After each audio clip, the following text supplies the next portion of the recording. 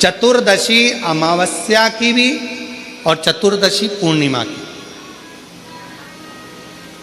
अष्टमी नौमी अमावस्या की भी और अष्टमी नौमी पूर्णिमा की। ये वो तिथियां हैं जिन तिथियों में मां नील सरस्वती का स्तोत्र का पाठ कर कर एक शंख पुष्पी पुष्प, एक अपरिजात का पुष्प जलाधारी पर रखकर 7 बार अगर जल का पात्र से जल चढ़ाया जाए और उसी जल को कटोरी में झेल लिया जाए, उस जल को 3 दिन तक लगातार यदि सुबह दोपहर शाम रोज उस बच्चे को देना चालू करिए, उसके हाथ पैर भी काम करना प्रारंभ करेंगे, उसकी बुद्धि भी काम करना प्रारंभ करेगी।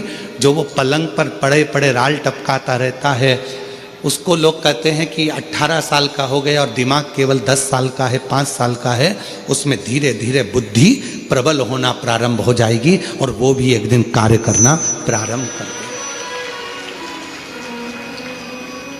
जिसको प्रीमेच्योर बच्चे भी कहते हैं, लोग कहते हैं ये बच्चा जल्दी हो गया था, ये बच्चा बीमार पड़ गया था, बचपन में इसको कोई इंजेक्शन ऐसा लग गया था, बचपन में ऐसा हो गया था, बचपन में वैसा हो गया था, गर्भाशय का जल उसके मुख में चले गया था, तो ये बच्चे की ऐसी गति हो रही है।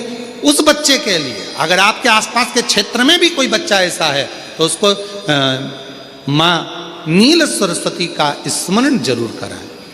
और अगर आप लोगों के पास में मां नील सरस्वती का स्तोत्र का पाठ ना मिले तो प्रयास करिएगा, मोबाइल पर सर्च कर कर मां नील सरस्वती का स्तोत्र भी निकाल सकते हो। बाजार में से गीता प्रेस गोरखपुर की किताब में भी ला सकते हो, पढ़ भी सकते हो, घर में उसका स्तोत्र का पाठ भी कर सकते हो। मां नील सरस्वती स्तोत्र का स्मरण और बड़े भावों के साथ करें स्मरण। और कोई माताएं कह देती हैं, कोई बच्चा कह देता है मम्मी मुझे याद नहीं होता, याद करता हूं परीक्षा हॉल में जाकर भूल जाता हूं, मैं कुछ पढ़ता हूं बाद में जाके भूल जाता हूं, स्मरण में नहीं रहता। तो उनसे भी निवेदन है, आप मां नील पाठ नहीं पढ़ सकते, स्तोत्र नहीं कर सकते, संस्कृत में नहीं पढ़ सकते, तो मां नील सरस्वती के नाम से अष्टमी नौमी और चतुर्दशी के दिन एक शंख पुष्पी पुष्प को, नीला कलर का जो फूल होता है बेल में लगा होता है, जो शिव जी को अति प्रिय होता है, उस पुष्प को आप जलाधारी पर रख दीजिए। जलाधारी जानते हो ना सब लोग, शिवलिंग पर नहीं, जलाधारी पर रख दीजिए और जल चढ़ाना 7 बार प्रारंभ करिए। बाबा देव अधिदेव महादेव आपको याददाश्ता में प्रवर करेगा। परीक्षा हॉल में जितना तुम याद कर कर गए हो, अच्छी मेहनत कर कर गए हो, तो भूलोगे नहीं, तुम्हारी बुद्धि तीव्र होती चली जाएगी, प्रबल होती चली।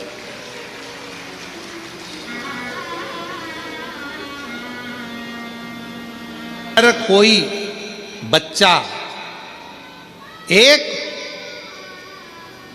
शंख पुष्पी पुष्प को समर्पित कर कर जलाधारी पर और 1 लोटा जल यदि वो समर्पित करता है और उस जल का आचमन कोई बच्चा नित्य प्रति करता है, तो वो बच्चा धीरे धीरे विद्वत्ता धारण करता ही जाता है। जो याद करता है वो भूलता नहीं। ये मां नील सरस्वती की कथा है। 2 सरस्वती का दर्शन आपको और हमको होता है, 2 सरस्वती का स्मरण आप और हम करते हैं। एक सरस्वती जो स्वयं श्वेत वस्त्र धारण करी है, हंस पर बैठी हैं और बड़े आनंद के साथ में मां सरस्वती का सुंदर स्वरूप है। पर एक सरस्वती ऐसी हैं जो नीला उनका स्वरूप है और नील सरस्वती के रूप में उनकी पूजन होती है। मां नील सरस्वती महाराज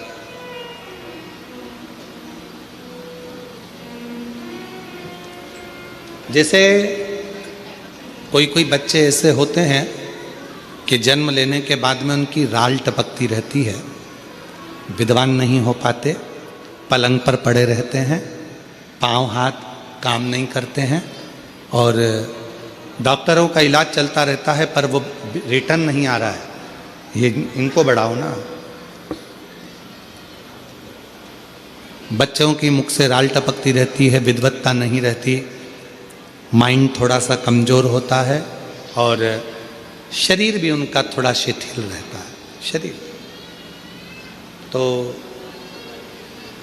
कई लोग कह देते हैं कि ये बच्चा थोड़ा जल्दी जन्म ले लिया इसलिए ऐसा हो गया, प्रीमेच्योर हो गया, ऐसा हो गया, वैसा हो गया। दवाइयाँ भी चलती हैं, इलाज भी चलता है, पर उसका कोई लाभ नहीं मिल पाता और वो बच्चा पलंग पर पड़ा रहता है, राल टपकती रहती है, बुद्धि काम नहीं करती। छोटे छोटे भले वो 20 साल का हो गया पर 8-10 साल के बच्चों जैसी उसमें विवेकता होती है, बुद्धि होती है। मेरा निवेदन है उन माताओं से, थोड़ी मेहनत आपको करना पड़ेगी उस बच्चे के लिए। अष्टमी, नवमी और चतुर्दशी 3 तिथियां पकड़ कर रखना। कौन कौन सी? जम के बोलो। अष्टमी, नवमी, चतुर्दशी। ये 3 तिथियां ऐसी हैं। शंख पुष्पी, अपारिजात भी बोला जाता है इसको, ठीक है। हर हर विराजो विराजो। तो एक पुष्प अपन कहते हैं, हमारे भगवान देवादिदेव महादेव को, भगवान शंकर को बड़ा प्रिय है ये पुष्प। अब किसी से पूछा जाए, आप कह रहे हो कि शंकर भगवान को ये नीला फूल, ये शंख पुष्पी भगवान शिव को इतनी प्रिय क्यों है, भगवान शंकर को इतनी प्रियता क्यों है? कोई से पूछे तो वो बताए चाहे ना बताए, पर शिव महापुराण का संवाद करें, स्मरण सुख देगा।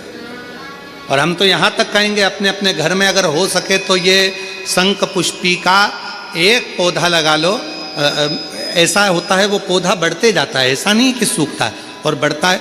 बच्चे लोग सुबह से उठेंगे और बच्चे लोग उठकर उस पौधे में से फूल तोड़ेंगे और शंकर भगवान को समर्पित करेंगे, तो वो पुष्प भी बच्चों के जीवन में विद्वत्ता प्रदान करेगा। वो शंख पुष्पी का पुष्प होगा। हर हर। कोई ऐसी सरकार नहीं है जो क्राइम को रोक सके। क्राइम को अगर रोक सकती है तो वो घर की नारी रोक सकती है। अपने भाई को समझाकर, पिता को समझाकर, बच्चों को समझाकर, अच्छे संस्कार देकर, प्रेम देकर, स्नेह देकर अपने बच्चों को गलत जगह से रोक कर वो क्राइम को रोक सकती है। केवल एक स्त्री, केवल एक नारी।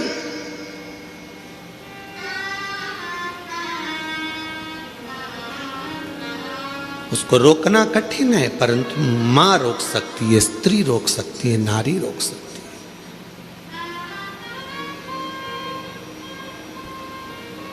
कितना विचित्र प्रसंग है। विनायक का सिर किसने काटा था? जम के बोलो जरा। गणेश जी का सिर किसने काटा था? शंकर भगवान। किसका सिर लगाया फिर बाद में? हाथी का। जब हाथी का सिर लग गया गणेश जी को, उनके बहुत सारे बेस्ट फ्रेंड हुए, उनके बहुत सारे दोस्त हुए, उन्होंने उनको भरना प्रारंभ करा। तेरा पिताजी है, तेरा सिर काट कर तेरे को हाथी का सिर लगा दिया, इंसान का लगा देते, मनुष्य का लगा देते, कैसा तेरा स्वरूप बना दिया। लोगों ने भड़काया। गणेश जी गुस्से में लाल होकर अपनी माता के पास गए। माँ, मेरे पिताजी ने मेरा सिर काट दिया, मेरे पिताजी ने मेरे साथ ऐसा किया, हाथी का मुख लगा दिया। कितना विद्रोह भरा था गणेश जी के अंदर कि तेरे पिताजी ने तेरा सिर काटा, हाथी का सिर लगा दिया। फिर माँ ने समझाया, बेटा तेरे पिताजी साधारण नहीं है, उनने बहुत सोचा होगा, उनको मालूम है कि दुनिया में सब कुछ हो सकता है पर कोई लंबोदर नहीं हो सकता है, इसलिए तुझे लंबोदर बना दिया। माँ ने समझाया। फिर दूसरी बार बारी आई। कार्तिकेय को बैठने के लिए मोर मिल गया, शिव जी को बैठने के लिए नंदी मिल गए, माँ जगत जननी को बैठने के लिए शेर मिल गया। सारे देवी देवता अच्छे अच्छे वाहन पर बैठ गए। आखिरी में गणेश जी को छोटा सा चूहा दे दिया। फिर दोस्तों ने भर दिया। माँ, पिताजी को तो देखो, मेरे लिए चूहा दिया, दिख रहा था मेरा इतना बड़ा शरीर है, बैठने के लिए कोई अच्छा वाहन देना था, इतना छोटा सा चूहा दे दिया। माँ ने समझाया, बेटे के अंदर विद्रोह उत्पन्न हो रहा था। माँ ने कहा, बेटा तेरे पिताजी समझदार हैं, उन्होंने चूहा इसलिए दिया, बड़े बड़े गाड़ियाँ ट्रैफिक में फंस सकती है पर मोटरसाइकिल और साइकिल कहीं से भी निकल सकती है, इसलिए तुझे छोटा वाहन दिया गया, छोटा वाहन दिया गया। गणेश जी खुश हो गए, माँ ने समझा दिया, नहीं तो विद्रोह तो कब का चालू हो जाता। फिर आया बारी, अब की बारी आई कि पृथ्वी की परिक्रमा कर कराना है। माँ, सब ने कहा तेरे पिताजी को मालूम था कि तेरे पास चलने के लिए कुछ नहीं था, छोटा सा चूहा कितने दिन में पृथ्वी की परिक्रमा करेगा। पिताजी को मालूम था कार्तिकेय जीतेगा, उसको प्रथम गिनती में ला दूंगा। पर गणेश जी, तेरे पिताजी ने तेरे साथ चाल चल। गणेश जी को विद्रोह आया, माँ के पास गया, माँ देखो पिताजी ने ये कोई बात बोलना चाहिए कि पृथ्वी की परिक्रमा जो करेगा पहले वो प्रथम गिनती में आएगा। अब तो मेरे पास तो इतना छोटा सा चूहा धीरे धीरे चलेगा, कब तक पृथ्वी की परिक्रमा करेगा। माँ ने समझाया, बेटा तेरे पिताजी हैं, वो जानते हैं कि तू इतने बड़े चूहे पर बैठकर पूरी पृथ्वी की परिक्रमा नहीं कर सकता, इसलिए तेरे पिताजी ने मेरे कानों में कह दिया था कि एक काम कर, गणेश जी को बोल देना पूरी पृथ्वी की परिक्रमा ना करे तो माता पिता की परिक्रमा कर लेना, फल प्राप्त हो जाए। जब जब व्यक्ति के दिल में विद्रोह उत्पन्न होता है, जब जब व्यक्ति गलत सोचता है, गलत विचार लाता है, अगर घर की स्त्री, घर की नारी, घर की महिला, घर की माँ, घर की बेटी, घर की बहन, घर की भाभी, घर की बुआ, घर की चाची, घर की काकी, घर की मामी, घर की स्त्री जब उसको समझाती है तो कोई पुरुष कोई गलत काम करने के लिए जा नहीं सकता। विद्रोह कब उत्पन्न होता है? जब घर की नारी उसको भर दे। देख लो तुम्हारे भाई को, देख लो तुम्हारे मामा को, देख लो, जब अंदर इतनी ईर्ष्या भर दी जाती है कि पुरुष फिर क्राइम करने को आगे बढ़ जाता है और तलवार लेकर, चक्कू लेकर दौड़ पड़ता है। 10 मिनट का क्रोध, उस व्यक्ति ने चक्कू मारा, 10 मिनट का क्रोध आया और मालूम पड़ा वो 10 मिनट का क्रोध उसकी 10 साल की जिंदगी को बर्बाद कर दिया। 10 साल की जिंदगी। किसी की सामर्थ्यता नहीं जो क्राइम को रोक दे। क्राइम को केवल एक घर की मां, घर की स्त्री, घर की नारी रोक सकती। अच्छे संस्कारों से, अच्छे विचारों से, अच्छी सोच से, अच्छे भाव से। आप भगवान शिव ने पार्वती जी को अमर कथा इसलिए सुनाई कि वो संस्कारों की जननी है। शिव के गले में विष पड़ा हुआ था, उस विष को स्वयं मां आदिशक्ति पार्वती कंठ में उतरकर उस विष को रोक दी है। वो विष रोक दिया है।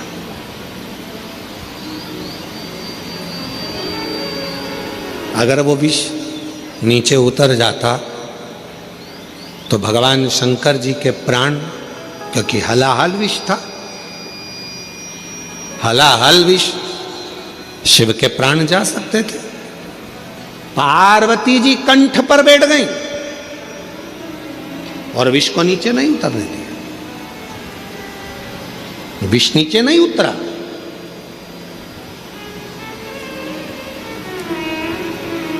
अपने को खुद समझना है, अपने को खुद साधना है।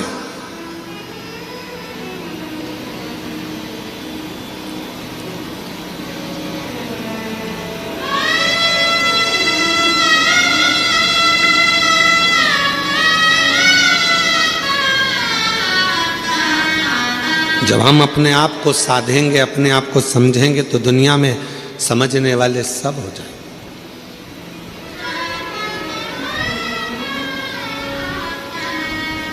कई माताओं की आदत रहती है, वो अपने बच्चे को हमेशा डांटती रहती है, तेरे बस का कुछ नहीं है, कुछ नहीं कर सकता तू, कुछ नहीं कर सकता तू, अकल नहीं है इसमें। कभी मत बोलो अपने बच्चे को कि इसमें अकल नहीं है, वो विद्वान नहीं है, वो नहीं पढ़ सकता, ये कभी ना बोलो। करेगा एक दिन, वो भी इतिहास रच कर रहेगा, उसके अंदर वो बल देवाधिदेव महादेव देगा, वो बल देगा परमात्मा उसको, वो शक्ति देगा परमात्मा उसको। कैसे नहीं हो सकता? एक पत्र है, अच्छा है।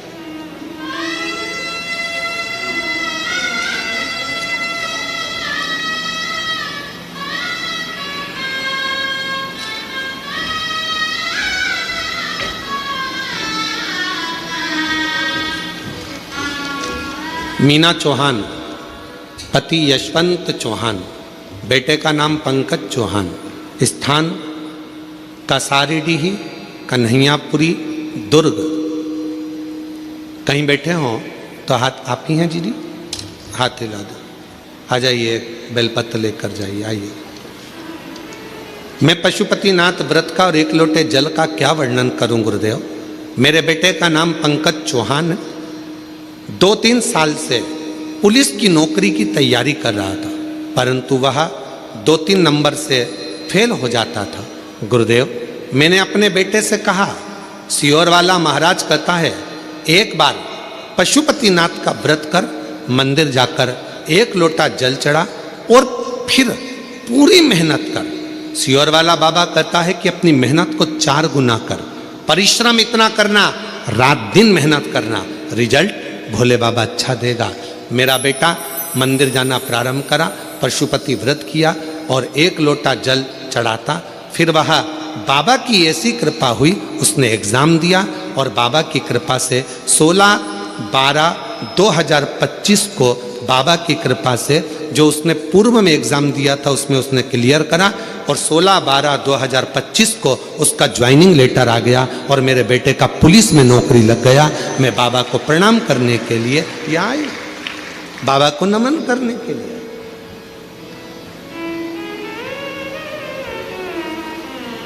आप क्यों कहो अपने बच्चों से कि तेरे बस का कुछ नहीं है?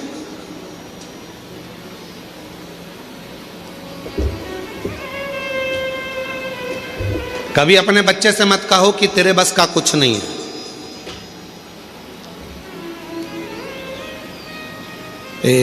उस बच्चे का स्मरण में हमको नहीं आ रहा जिसने बल्ब की खोज करी थी, ये लाइट जो होती है ना बल्ब, इसकी खोज करी थी। तो उसके स्कूल से उस बच्चे के लिए लिखकर एक लेटर दे दिया गया था और कह दिया था तुम्हारा ये बच्चा बहुत ज़्यादा विद्वान नहीं है, अक्ल नहीं है, मूर्ख है, इस बच्चे को तुम अब कभी स्कूल मत भेजना, इसको निकाल दिया गया। माँ को लाकर लेटर दिया तो माँ ने पढ़ा, बच्चे ने पूछा माँ इसमें क्या लिखा है, माँ ने कुछ नहीं बताया, कहा तुम्हारा बेटा पढ़ने में बड़ा होशियार है, हमारा स्कूल इस बच्चे के लायक नहीं है, बच्चे के लायक हमारा स्कूल नहीं है। बच्चे ने कहा माँ फिर मैं कहाँ पढ़ूंगा? माँ ने कहा तू मेरे पास पढ़ना, घर में पढ़ना। माँ ने अपने बच्चे को इतना पढ़ाया, इतना विद्वान बनाया कि वो बच्चा खुद एक अच्छा साइंटिस्ट बनकर बल्ब की खोज कर लेता है और पूरे विश्व को प्रकाशमय कर देता है। जब माँ मर गई, माता के प्राण चले गए, उसने अलमारी खोली, माता की अलमारी में से डब्बा निकला, डब्बे में से वो लेटर निकला जो उसको स्कूल में दिया गया था। उस लेटर को जब उस बच्चे ने पढ़ा तो उसमें लिखा था कि आपका बच्चा विद्वान नहीं है, उसमें गुण नहीं है पढ़ने के, वो बहुत कमज़ोर है, हमारा स्कूल इसको नहीं पढ़ा सकता, इसको घर ले जाओ, हमारे स्कूल से इस बच्चे की हम टीसी निकाल रहे हैं, इस बच्चे को दे रहे। पर माँ ने उसको विद्वान बना दिया। आ जाओ, माँ ने उसको विद्वान।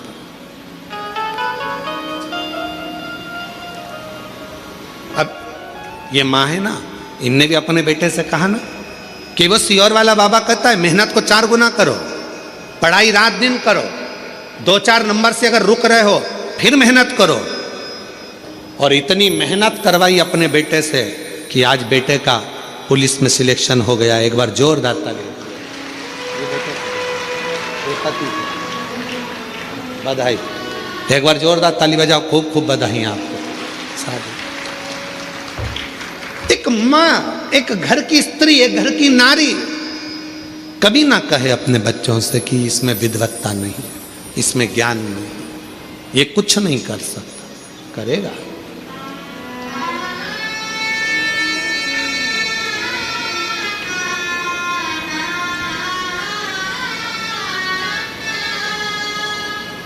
कौन है जो नहीं पढ़ सकता, करेगा। अमीर बनना सरल है, अमर होना जम के बोलो कठिन है। पर जिसने 4 बातों को स्मरण कर लिया वो भी अमर हो गया। अमर होने के लिए कुछ नहीं कर सकते तो एक काम तो जरूर करना। क्या करना है अपने को? एक पेड़ लगाना, वृक्षारोपण करना, भारत की भूमि को फिर ग्रीन करना, हरा भरा करना, फिर करना, अमर होना। पार्वती जी कंठ में पहुंच गई और मां आदि शक्ति पार्वती जी ने कंठ में जाकर विष को रोक दिया।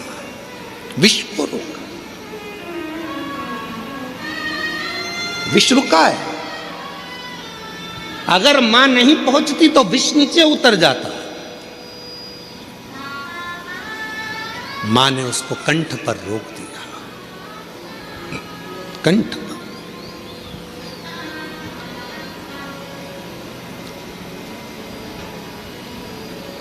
मेरी जीजियों, मेरे जीजाओं, मेरी बेटियों, बेटाओं, मेरे बुजुर्ग माँ बाप, एक बात का स्मरण अपने अंदर रखिएगा।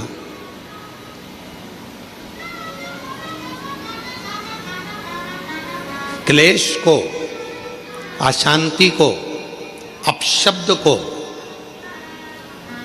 बेकार विचारों को, बेकार सोच को आप घर के बाहर रखिए, घर के भीतर नहीं। घर के भीतर नहीं।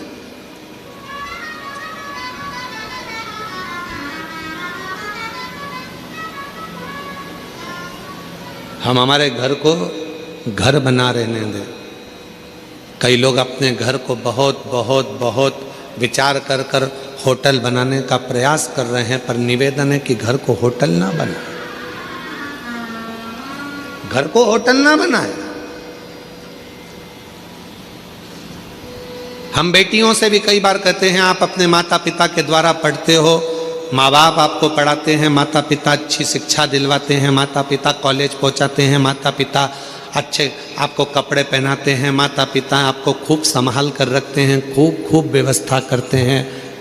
और जब आप बड़ी हो जाती हो, बड़े हो जाते हो, अच्छे कॉलेज में पढ़ जाते हो, आपकी जॉब लग जाती है, आप अच्छा कमाने लगते हो, फिर आप सोचने लगते हो कि अब मुझे मेरे माँ बाप की जरूरत नहीं।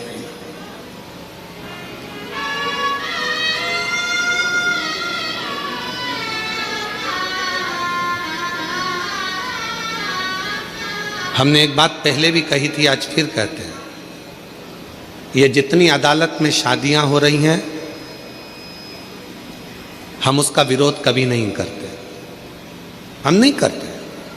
खूब करो, अदालत में शादी करो, मना नहीं है, कोर्ट मैरिज करो, मना नहीं है, पर कोर्ट में भी जहां जहां पर बेटा बेटी अपनी शादियां करते हैं उस जगह पर एक नियम लागू होना चाहिए कि तुम्हारी शादी में तुम्हारे माँ बाप का होना जरूरी है।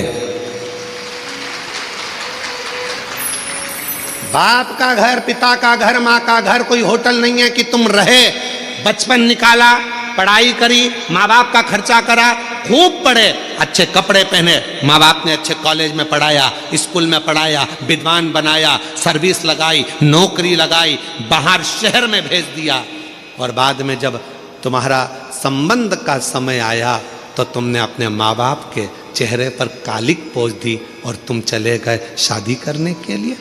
कम से कम एक नियम तो होना चाहिए कि जिस माँ की कोख से तुम निकले हो, जिस माँ ने तुम्हें गोदी में रखा है, जिस बाप ने अपनी पूरी पूंजी तुम्हारे परवरिश में लगा दी, तुम्हारी एक खुशी में क्या तुम्हारे माँ बाप शामिल नहीं हो सकते?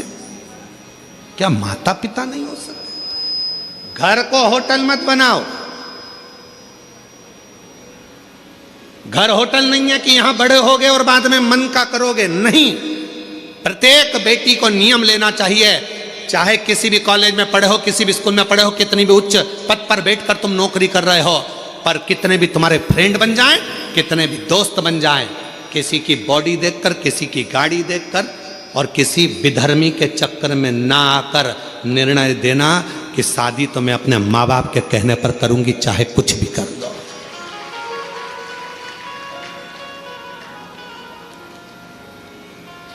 अभी हम लोग बस्तर कथा करने के लिए गए तो एक गांव में हम लोग पहुंचे। जिस गांव में हमने जाकर थोड़ा सा मालूम करा तो बड़ा विचित्र खेल हमको मालूम पड़ा। विचित्र खेल था, थोड़ा मन पछोट गया उस खेल को देखकर।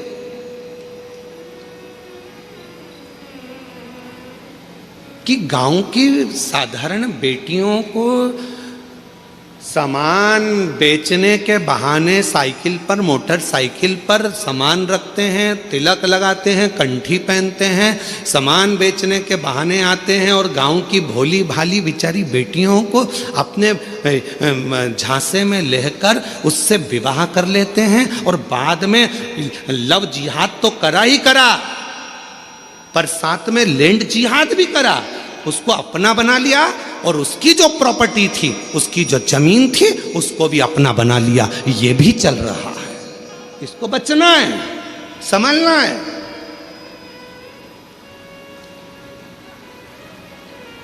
वो लव जिहाद का शिकार तो हुई, साथ में लैंड जिहाद का भी शिकार हो रही है। पूरी भूमि चली गई, पृथ्वी चली गई। वो किसान माँ बाप के पास में तो 2 एकड़ 1 एकड़ जमीन थी, जो गांव में छोटा सा एक रकबा था जिसमें वो धान बोता था, खाता था, वो भी ले गया। और अब वो बेचारा किसान खेत में जाके कोर्ट में केस लड़ रहा है। समझिए, सावधान इंडिया, सावधान मेरे छत्तीसगढ़ की जीजियों, सावधान। भले तुम में छत्तीसगढ़िया सबले बढ़िया, जय जोहार। तुम में वो बल है, एक अंदर से संकल्प लो कि हम, हमारे घर की बेटियां संकल्प ले कि कभी भी हम हमारे माँ बाप को धोखा नहीं देंगे, हम हमारे माँ बाप को कन्यादान का मौका देंगे। सावधान, बहुत जरूरी है। पार्वती जी बैठी हैं कंठ में, विष को नीचे नहीं आने दे रही है। विष को अगर एक महिला सोच ले, एक नारी सोच ले, एक स्त्री सोच ले, तो घर के अंदर बुराई नहीं आ सकती, घर के अंदर बुरे विचार नहीं आ सकते, घर के अंदर बुरा खाना नहीं आ सकता, घर के अंदर बुराई, बुरा खाना नहीं।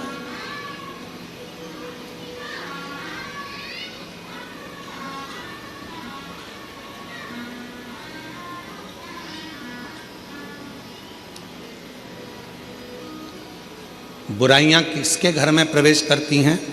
जहां बुरे विचार इकट्ठे होना चालू हो जाते हैं। बुरे विचार, कितने लोग बैठे हैं यहां पर जो रोज नहाते हैं?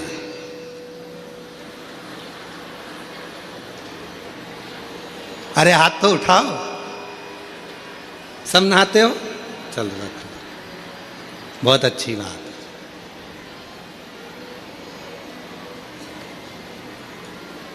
कितने लोग बैठे हैं यहां पर जो रोज साबुन लगा के नहाते हैं? सभी साबुन लगा के नहाते हो? नहा दो, रख लो। काय के लिए नहाते हो? कोई ने तुमको नहाने का बोला? जम के बोलो नहीं। नहा क्यों रहे हो? शरीर पे गुरुजी मेल जम जाएगा। एक दिन नहीं नहाएंगे फिर मेल जमेगा, 2 दिन नहीं नहाएंगे फिर मेल जमेगा, 3 दिन नहीं नहाएंगे फिर मेल जमेगा। इतना मेल जम जाएगा तो जरा सा पानी डले ने यूं रगड़ो तो बत्ती बत्ती निकले, बत्ती बत्ती ऐसी।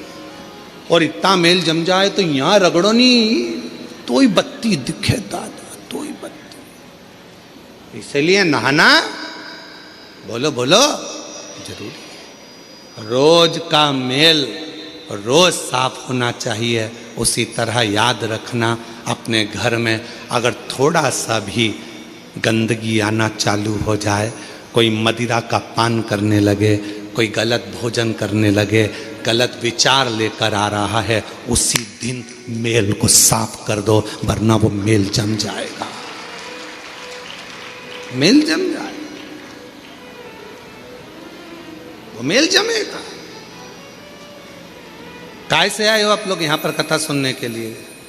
पैदल, मोटरसाइकिल से, फोर व्हीलर गाड़ी से, बस से? बोलो तो जम के। मान लो बीच में मोटरसाइकिल खराब हो गई या उसका पेट्रोल डीजल खत्म हो गया, तो क्या करोगे उसमें? नली का पानी डाल लोगे? अरे बोलो तो जम के। नहीं, अगर नली का पानी डाल लो तो मोटरसाइकिल चले कि नहीं चले? अरे बोलो तो नहीं चले। क्या करेगी वो? अटक जाए। चलेगी क्या मोटरसाइकिल? नहीं चलेगी। कौन बोल रहा है? नहीं, इधर से एक छोटा बच्चा बहुत प्रेम से बोल रहा है। कौन बोल रहा है? हाँ, आजा, दौड़ के आजा मेरे पास, आजा, दौड़िया, तू भी आजा, आजा, दौड़ के आ, जल्दी दौड़ के आ, आजा।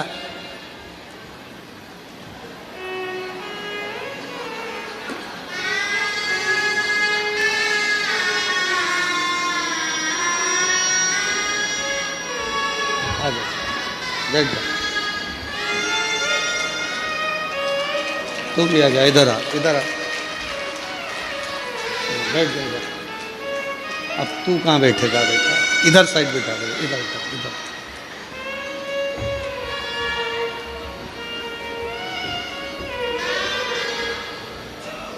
बेटा इसको बैठ जा, बैठ जा, बैठ जा। नहीं बैठना, इसको उतार दो, उतार दो, इसको उतार दो। नहीं, गिर जाएगी, इसको उतार, इसको उतार, बिठा, तू बैठ जा इधर। मोटरसाइकिल नाली के पानी से चलेगी? नहीं। जम के बोलो जरा। नहीं, नहीं चलेगी। गाड़ी नाली के पानी से चलेगी? नहीं, नहीं चलेगी। तो ये शरीर दारू से चलेगा? नहीं, नहीं चलेगा। चलेगा? नहीं, नहीं चलेगा। अच्छी गाड़ी चलाना है तो अच्छे पेट्रोल की जरूरत है, और शरीर को अच्छा रखना है तो अच्छे भोजन और पानी की जरूरत है। इसमें गटर का पानी मत डालो। नाली का पानी, ये दारू का जो नशा है, ये गंदा नाली का पानी है। क्या है वो? पानी। गंदा नाली का पानी है। जरा साथ में बोलो। दारू क्या है? गंदा नाली का पानी है। इसको किसी को भी पीना नहीं चाहिए, नहीं पीना चाहिए। इसलिए क्या करना चाहिए? शिव कथा सुनो, गाड़ी भी चलाओ, होशियारी से चलाओ, सीट बेल्ट बांध के रखो, और नशे में रहकर गाड़ी भी मत चलाना, और अहंकार के नशे में घर भी मत चलाना। बर्बाद हो जाओ, बर्बाद हो जाओ। बोलो हर हर महादेव। चलो लो, तुम दोनों ने अच्छी कथा बाची, जोरदार। चलो शंभ।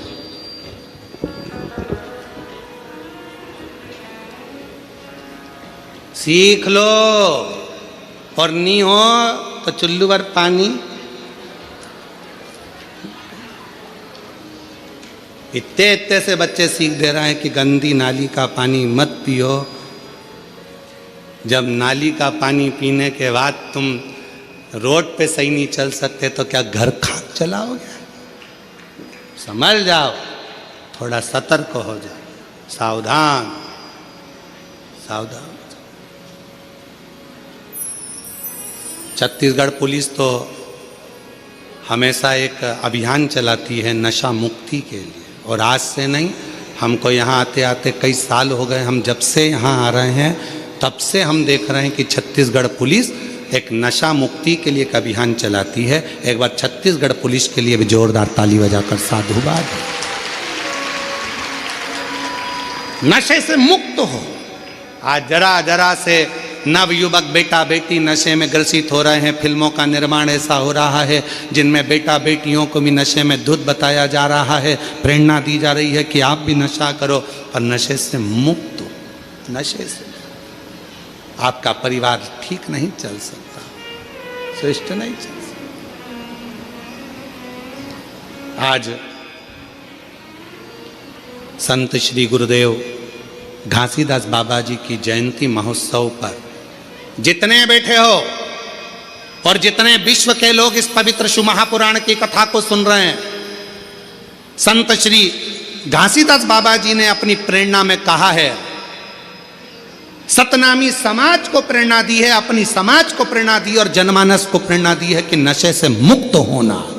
इसलिए आज सारा जगत इस कथा के माध्यम से अंदर संकल्प करे कि आज के बाद कभी भी हम जिंदगी में किसी गलत व्यसन को धारण नहीं करेंगे। आज से हम व्यसन का त्याग करते तो समझो कि संत श्री गुरुदेव घासीदास बाबा जी की जयंती हमने मनाई। गलत विचारों को छोड़िए, गलत सोच को छोड़िए। मां जगत जननी पार्वती जी कंठ में बैठ गई, विष को नीचे नहीं उतरने दिया, विष नीचे ना आए।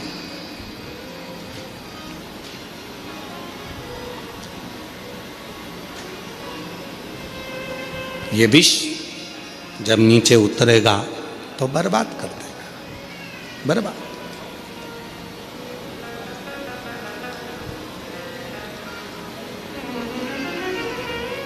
नाद करने लगे स्वर की।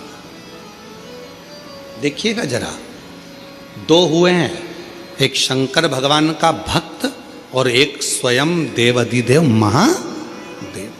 दो हुए हैं जिन्होंने दर्द में भी गीत गाया, जिन्होंने दर्द में भी गीत गाया। एक लंका का राजा रावण पर्वत उठा रहा था, हाथ दब गए, भगवान देवाधिदेव महादेव ने अपना अंगुष्ठ का थोड़ा सा भाग नीचे करा और वो हाथ जब दबे रावण के हाथ टूटने लगे तो रावण ने भगवान को पुकारना प्रारंभ करा, स्तुति गाना प्रारंभ करी, शिव के लिए भजन गाना, नाद करना, तांडव का एक आनंदमय स्वरूप भगवान शिव को पुकारना प्रारंभ करा। तो भगवान शंकर पीड़ा में भी भजन गुनगुना रहे थे तो शिव की कृपा हो गई। अभी शंकर भगवान के कंठ में विष है, पार्वती माता ने झेल लिया, तारा देवी ने, आद्य शक्ति ने, विद्या ने, स्वयं मां सरस्वती को विराजमान कर दिया और कहा कि तुम स्वर भरिए, इस नाद से पूरी पृथ्वी, पूरा ब्रह्मांड हिलने लगेगा, ये पूरा ब्रह्मांड कांप जाएगा, पूरा ब्रह्मांड।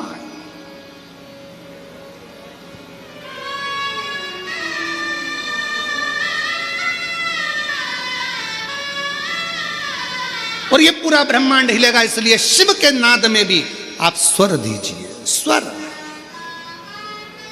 और सत्यता है मेरी जीजियों, अगर शिव महापुराण में लोग कहते हैं शिव पुराण में क्या है, शंकर की कथा में क्या है, शिव पंडाल में बैठकर कथा सुनने में क्या है, कथा बैठकर सुनने में क्या मिलेगा, क्या प्राप्त होगा, कैसे मिलेगा, क्या मिलेगा।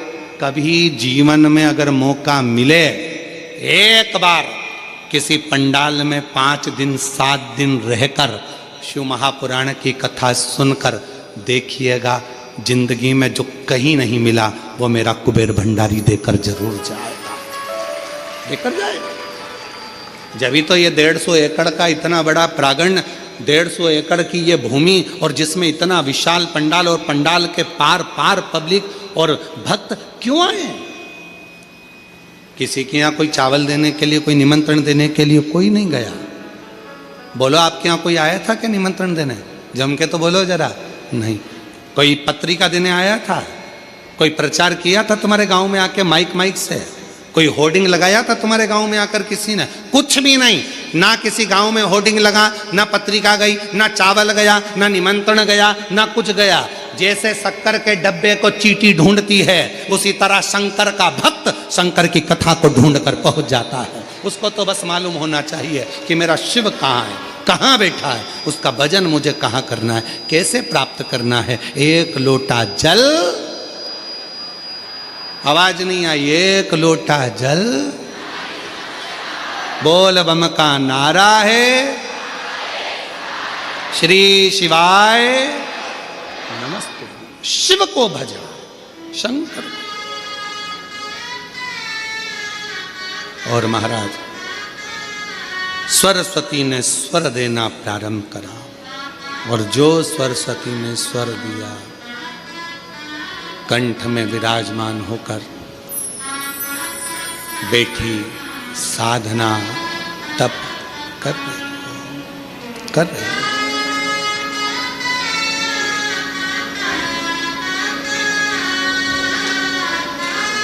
भगवान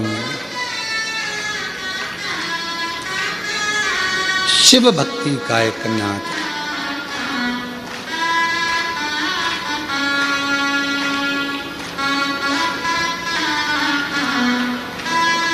और जब भगवान देवादिदेव महादेव को मां सरस्वती ने कंठ में बैठकर जब नाद किया, नाद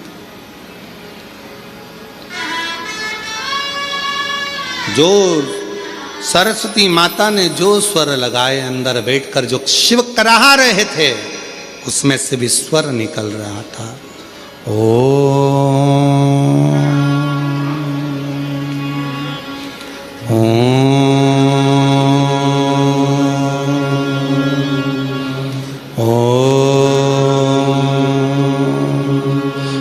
उस कराहने में भी स्वर निकल रहा है, शिव के शब्द निकल रहे हैं।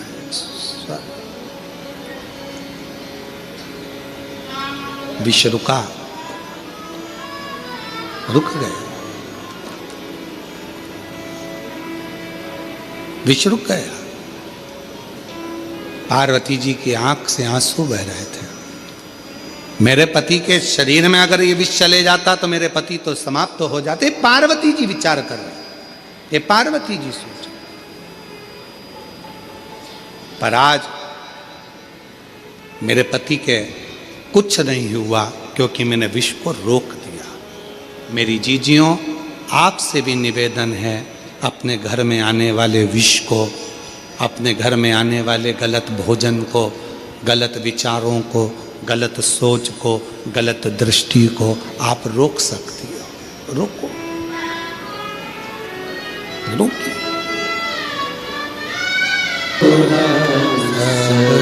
दुख काटो मारा, वेश है मंगल मंगलकारी, वेश है मंगल मंगलकारी। शमशान वासी हमारा, शमशान वासी हमारा, हो भोला सब दुख काटो हमारा, हो भोला सब दुख काटो हमारा।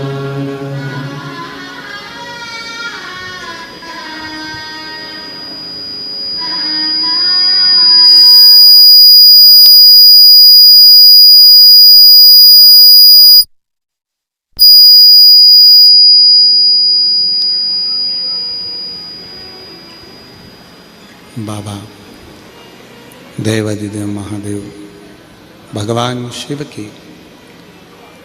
पवित्र कथा कर रही है,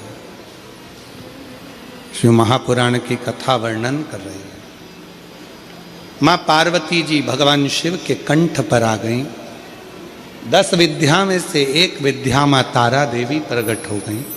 उन्हीं के अंश स्वरूप से माँ सरस्वती प्रकट हो गईं, जिन्होंने करहाने में भी स्वर दिया और शिव के उस करहाने में ओम नाद का उच्चारण भर दिया। एक बार सभी साथ में ओम नाद करेंगे।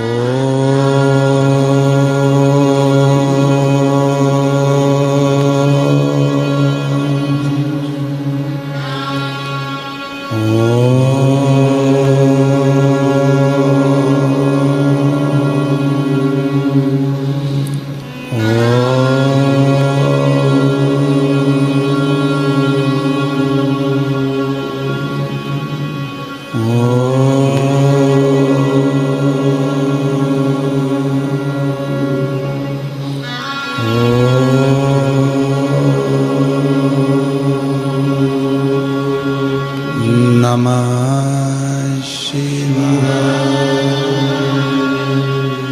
शिव कथा कह रही है, भगवान शंकर का स्वरूप कह रहा। सरस्वती मैया कंठ में बैठ गई। क्या भरा था कंठ के अंदर? विष। जिस कंठ में विष भरा है उस स्थान पर मां सरस्वती विराजमान होकर स्वर दे रही थी।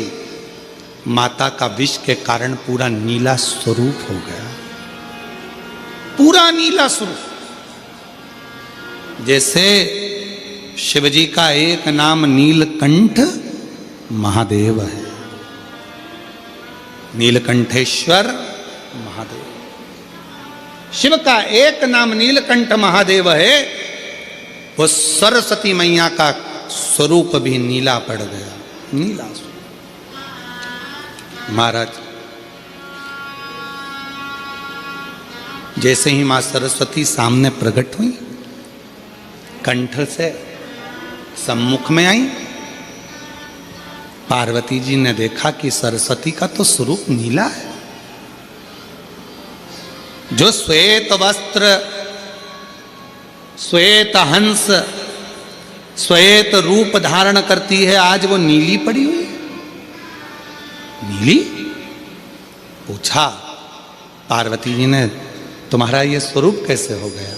कहा, कंठ में विष था, उस विष की तपन के कारण मेरा ये कलर हो गया, मैं शाम हो गई, मैं नीली पड़ गई, नीली, उस विष के कारण। शिव जी प्रकट सामने आए, नील सरस्वती का दर्शन किया और दर्शन कर कर भगवान देवाधिदेव महादेव ने कहा, हे सरस्वती, तुम मेरे कंठ में बैठकर नीली पड़ गई हो, नील पड़ गई।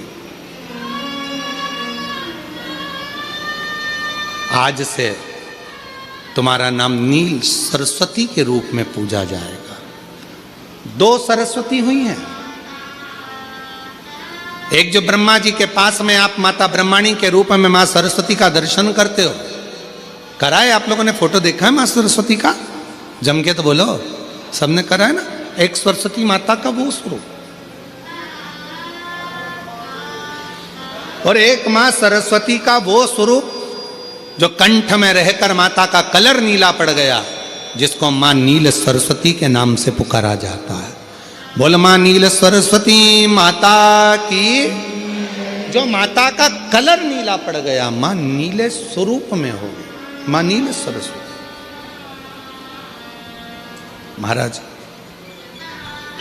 ऋषि वशिष्ठ जी ने सबसे ज्यादा यदि साधना किसी की करी है तो मां नील सरस्वती की करी है, मां नील सरस्वती।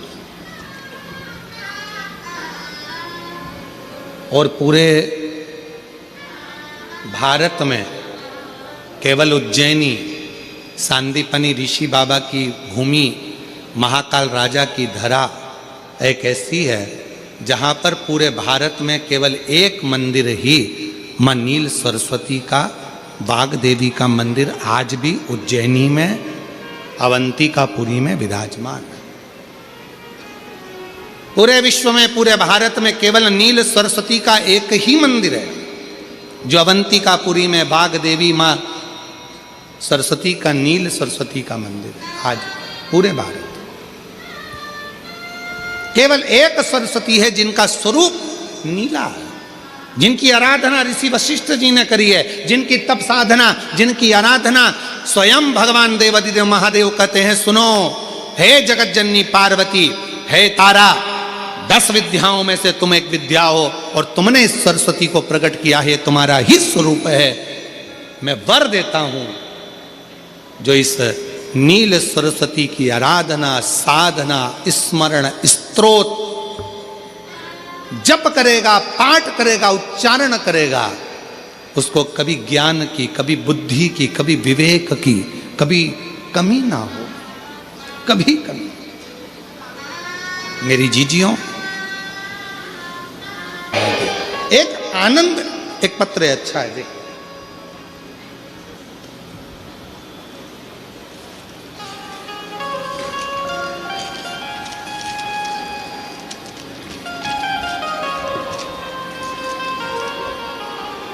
मेरा नाम भूपेंद्र सिन्हा, मेरे पिता का नाम श्री हेम कुमार सिन्हा और माता का नाम निर्मला सिन्हा है।